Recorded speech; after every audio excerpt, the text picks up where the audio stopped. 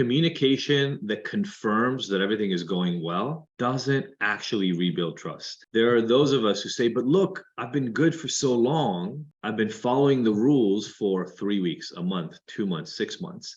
Why don't you trust me again? Happy Monday, everyone. It's Sophie. And Adi. We're always looking for new ways to support you, and we know firsthand how life can get in the way. So we've created 5-minute episodes with motivation from us and our great friends to keep you feeling ignited and inspired no matter what life throws at you. Welcome to the Ignited Motivation Podcast. Mini episodes every Monday. Listen while you brush your teeth. Or on your morning walk. And you'll never miss out on the latest tips and tricks that are keeping us feeling motivated.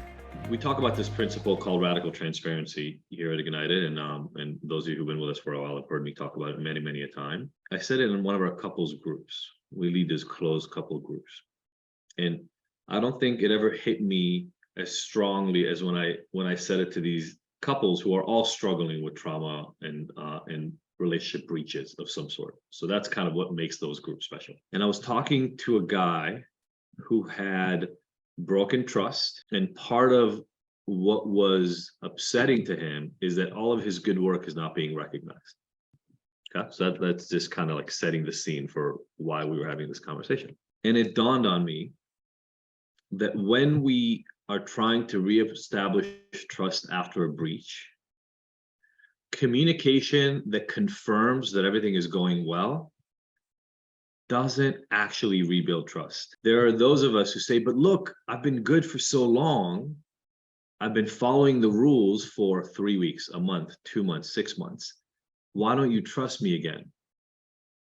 Those lines of communication do not rebuild trust. Those were ongoing before the trust got breached. When everything is good, communication is great. The way we rebuild trust, and this is really difficult to practice, so we'll stick on it for a minute.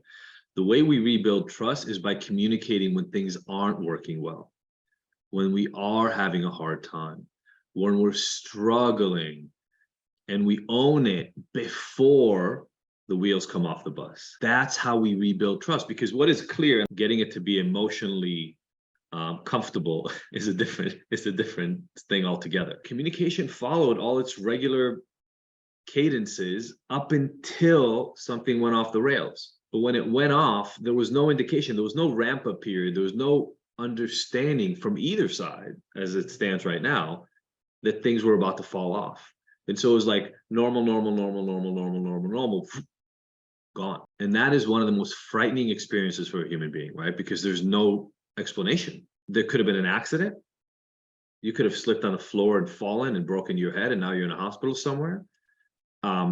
You could have just decided that you don't want to be in this relationship anymore and broken up. Like nothing, right? There's no clarity whatsoever. And I say this a lot, we're most afraid of the things we don't understand. So it's like abject terror kicks in because I don't know what just happened, but this is not following the regularly scheduled programming. Something is wrong. Make sense? Too many of us are so shamed, so guilted by the screw up that immediately we want to step back into making it seem like everything is great so that the other person doesn't worry. Things went off the rails, you get back on track, you're on the bike again, you go, no, I'm good.